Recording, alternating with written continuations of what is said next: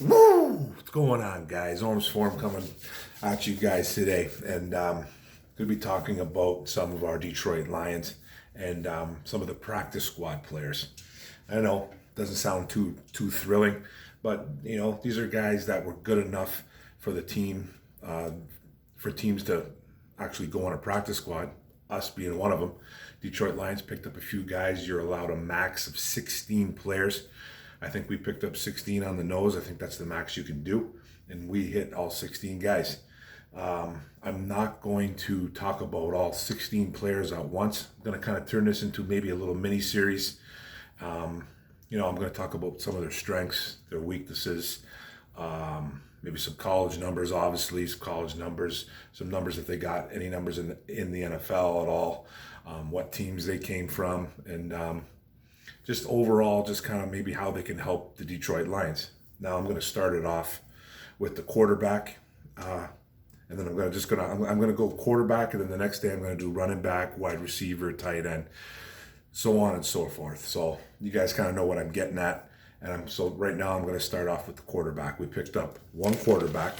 His name is Steven Montez, 24 years old, beast of a man, 6'5", 235 pounds, just a big kid. Went to Colorado in college, Colorado Buffalo, 5 years there in the Pac-12. He was an undrafted free agent in 2020 from the Washington football team. They ended up picking him up. He was a guy that some scouts thought that this kid probably should have been drafted. Some thought maybe he would have went undrafted. Very streaky kid. His college numbers, he had 9,710 yards, 63 touchdowns, 33 interceptions at a 62.4% completion percentage, 960 yards on the ground, 11 touchdowns, like I said, 5 years. No NFL stats for the Washington football team, but they ended up releasing him. We ended up picking him up. He was with the Washington football team for a year under that team, and then they let go of him this year. We ended up picking him up. So, like I said, he's a huge kid with a really strong arm, but very inconsistent in college. Too streaky, probably a big reason why he went undrafted. He needs to work on his accuracy. He needs to work on his mechanics. He has to work on his progressions. He's slow with his reads and slow with his eyes. He just needs to speed it up. He'll flash with a really great wow throw, though, every now and then, but then he'll miss an easy one. Great arm strength, like I talked about, and all kinds of power. He has all kinds of power in that arm. His pocket awareness, though, needs work, too. He kind of lacks a feel for defensive players around him, and he kind of panics, has bad feet, doesn't set properly, so he has to work on his mechanics, bottom line. He's a capable runner, like I said, 960 yards on the ground in 5 years. He's not a burner, or he's not a crazy athlete, but he's capable of scrambling out of the pocket and throwing on the run. So he can do that. He's not just a statuesque quarterback. Bottom line, this is a guy that's definitely a project at the NFL level. He's a QB3 at best at this point right now, obviously being that practice squad player.